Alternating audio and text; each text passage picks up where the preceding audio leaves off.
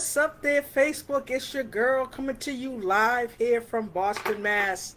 It has been a while since I have done a live. But I thought, let's see here. Here we go. Sorry about that. But I thought that I would shoot this quick video and come to you and talk to you about traveling during the pandemic. Just came back. I'm sure many of you guys have been following me. You see that I just came back from Miami. And so I just thought I would share a couple of things with you this evening, all right? So actually wrote down a couple of notes, so I might look down just a bit just to make sure that I bring everything to you. So again, it's Monday. Happy Monday. How is everyone's day going? For those who come and hang out with me, I appreciate you coming in. If you're live, if you catch this live with me, then say hey, say what's up. If you catch it during a replay, simply put replay and just say hey, what's up. Anything that I talk about today, you got questions on, feel free to drop them in the comments, and I will definitely get an answer back to you as soon as possible. So I'm actually shooting this on my computer, so I'm just actually going to check my phone to make sure that I am live as well. All right. So I see that I'm live there. Awesome. I'm also going to share this out to my group as well. So give me 1 second. Let's see here.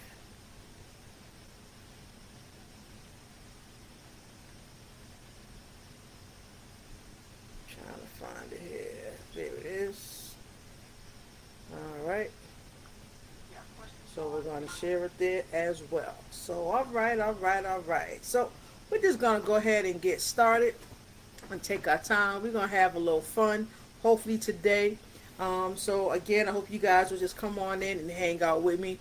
Drop a comment. Again, let me know you're here. Say, hey, what's up? Let me know where you are live and in from. All right. Let's see here. All right. So, okay.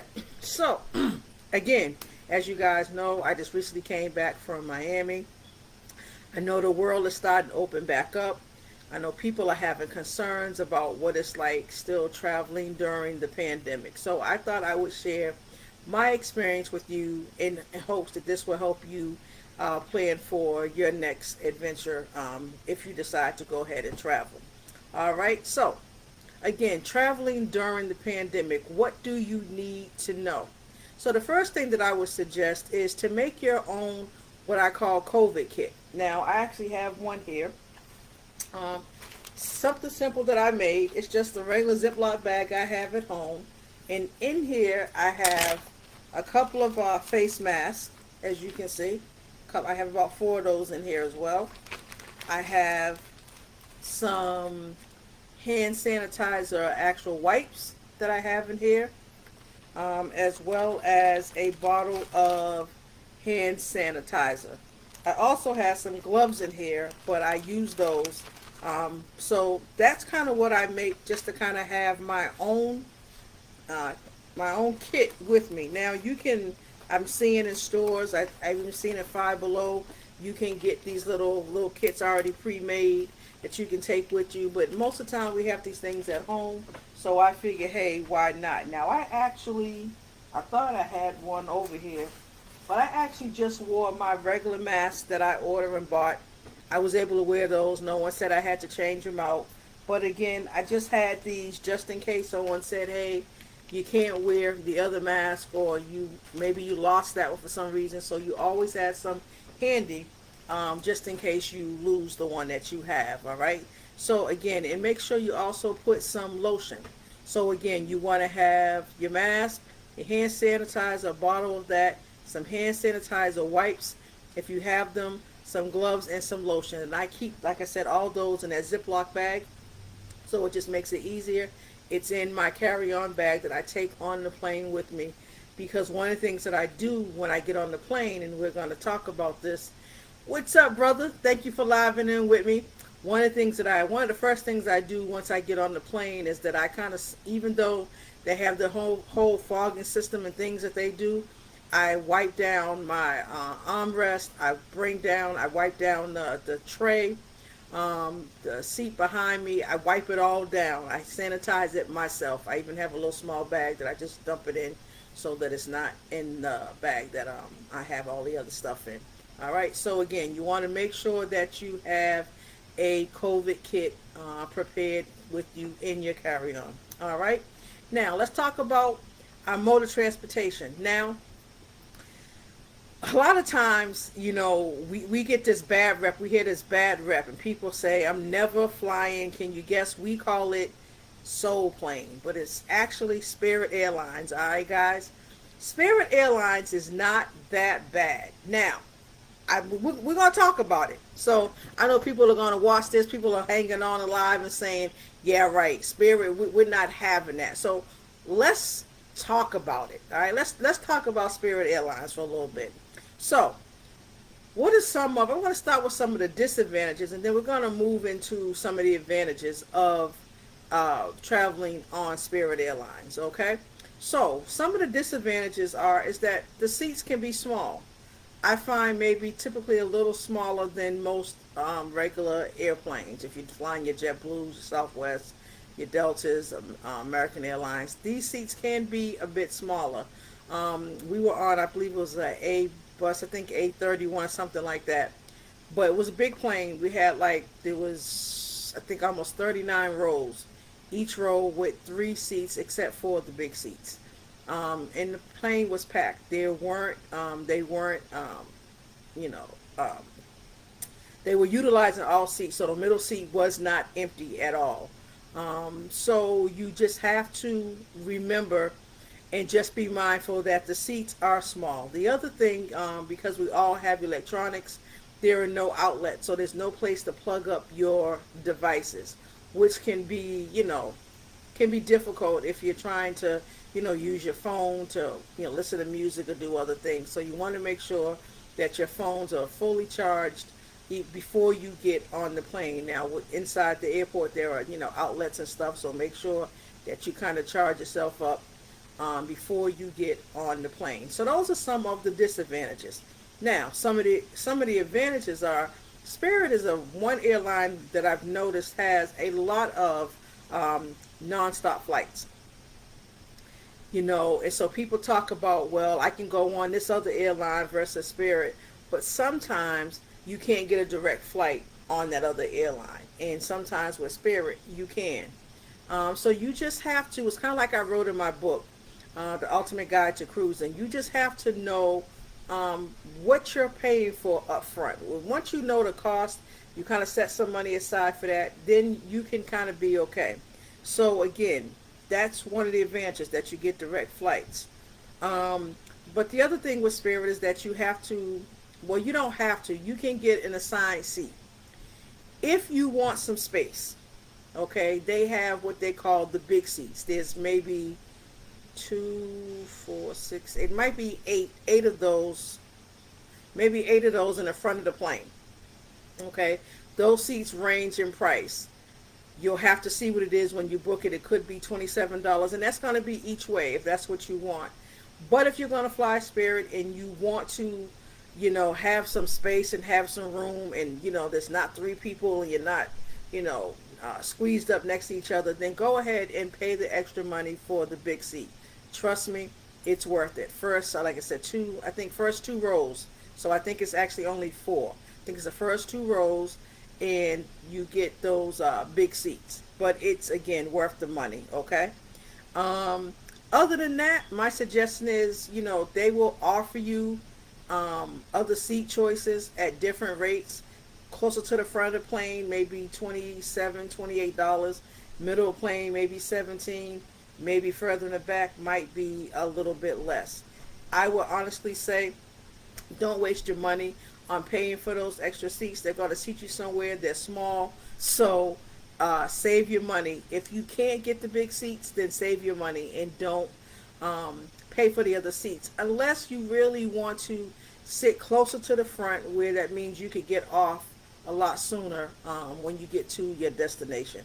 But other than that, I would say don't pay for it. Now, if but here's the other thing too. You have to pay for bags. So you have to pay for your carry-on and your check bags as well. Here's my suggestion if you're going to fly Spirit.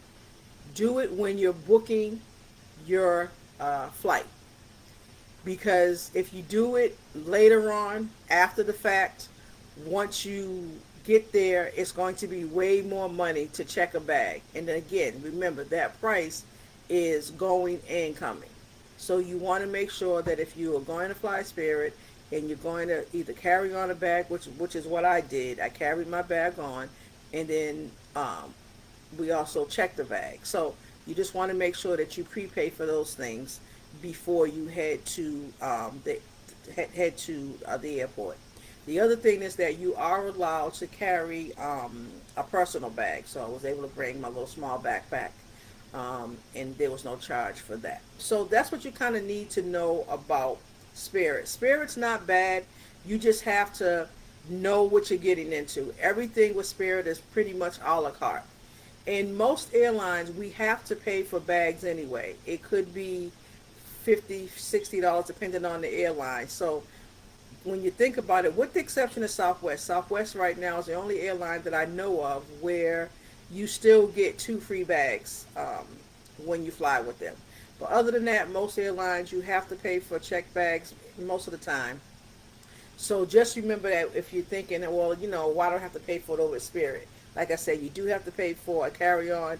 But again, that's totally up to you. All right. So that's about the airline. So now let's talk about the hotel. Now, where we stayed in Miami. I stayed in a hotel right in downtown Miami. What I would suggest is to find a hotel that's close to the things that you want to do. All right. So if you already kind of pre-planned and kind of figured out what it is you want to do, things you want to see, then try to find a hotel that is close to those things, if possible. All right. The other thing I'll talk about with hotels is, and I think I just actually shared this on last Tuesday's tip, is to ask the hotels if there's a refrigerator in the room. Now, people may say why. So let me tell you why. So simply because there's probably a store close by, a CVS or something, Walgreens. When we were in Miami, we were literally around the corner was a Whole Foods, and on the next corner was a CVS. So we were able to go in, pop in, buy some juice, some water, whatever the case may be, and put it in the fridge and have it nice and cold. And you don't have to wind up paying those high prices at the hotels for the soda and bottled water and those things if that's what you want to do. All right, so just remember that. Always ask if there's a fridge in the room. Again, finding a store that's close by will help you save on those costs as well. All right, now, almost done here. But now we're going to talk about getting around in the city that you are in. So again, let's kind of go back to what I said before.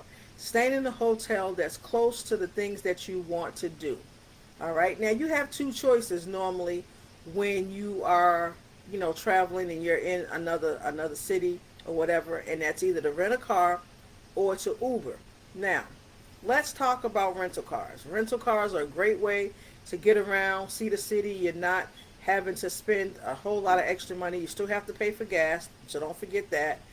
But the other thing you want to remember and find out from your hotel when you book is if they offer free parking or valet parking, because valet parking can be another expense that you're not aware of that can run you $50, $60 a day. So if you're there for 5 days and it's $60, then you're looking at about another 300 and what's that? 6 times 5 is what's that? 30.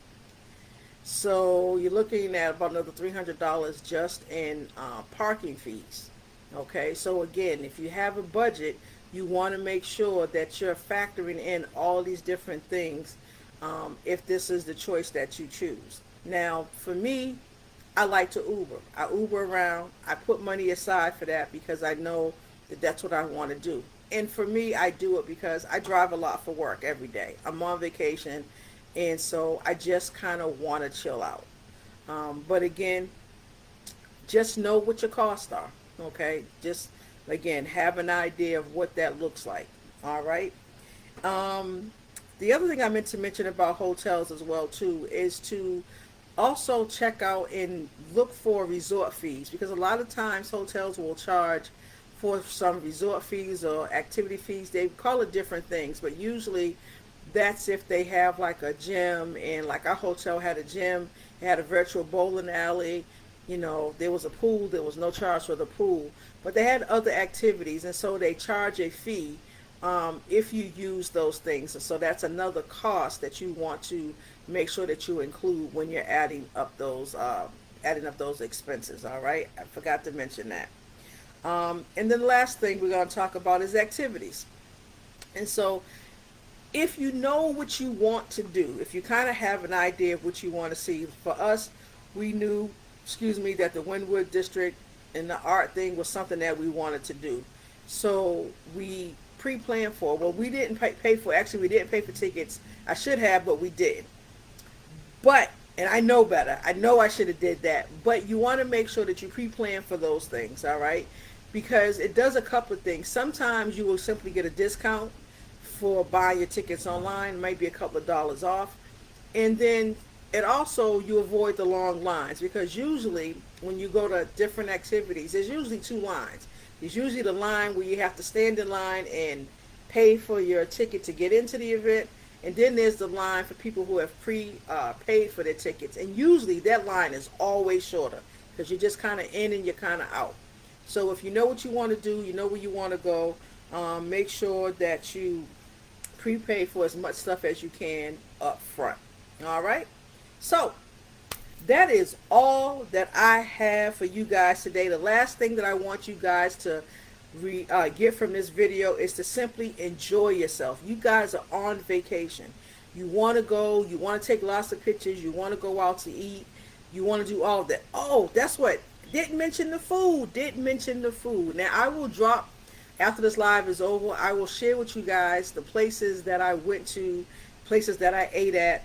Had some great food, some great experiences. Had stopped over in Little Havana and had a wonderful time at a great restaurant, Puerto Rican restaurant called Mofongo. Food was absolutely amazing. So again, these are other things that you want to remember, other expenses that you're going to have. But again, if you're planning it, plan it out, know what you're going to spend, and then there won't be any problems. But again, if you say, all this sounds good, but it's a lot to remember and I don't want to do all that, hit me up, let me know, and I will be more than glad to help you plan your next travel extravaganza. Wherever it is that you want to go, hit me up, say, help me book this trip so I can get out of here, because I don't want to worry about all of the other stuff. But again, food is another big thing. I had an experience at another place we went to. I actually shared it in another video, but I actually went on their Facebook page and wrote a review. The customer service wasn't great, and so I made them aware of it by putting a review on their page. And you know what? Let me say this to you guys. Don't be afraid, if you're having bad service somewhere, to let someone know. Twitter's a good place to make a comment on someone's page. And also, if they have a Facebook page, there's a review section on Facebook on their page. Drop a review in there as well. If you had great service, put that as well. If you had bad service, put that as well. But remember that all of these things help. All right, it helps not only the owner know what they could maybe improve on, but it also lets you know that, hey, I have a voice as well, and people will see those things as well. So you just want to be mindful. Okay, you don't have to be nasty about it, but just make sure that you put your honest opinion about what you thought about the service and the food. All right. And again, lastly, you just want to enjoy yourself. Just enjoy yourself. Again, you are on vacation. Live it up. We get one life, guys, one life. And at the end of the day, you really want to be able to just enjoy as much of this of your life, as much of this world as you can. I did something totally different this time. Normally we'll catch an Uber from the airport. I decided to rent a limo and take us from the airport to our hotel. And again, the service was great. He was there on time. Was a great tour guide. We actually used him to go out one night. We went somewhere else, and I called him up and asked if he would take us there. So again, guys, just enjoy life. Go on vacation. Have a great time. I know people may be afraid and think that we can't travel during COVID. Wear your mask. I know here in Massachusetts they are talking about, opening things back up by the end of the month. Mask mandate may not be so much needed, and everywhere, just in some places. But just mask up, sanitize. And, if you get people standing too close to you, turn around, give them a look. And if you need to say something, again, you don't have to be nasty, but just say, hey, can you back up some? All right, so that's it, guys. I've been on here for about 20 minutes, brother. I thank you for living in with me, hanging out, seeing what I was talking about. Again, if you like this video, let me know. If you didn't like it, let me know as well. But until next video, guys, I appreciate you all. Peace.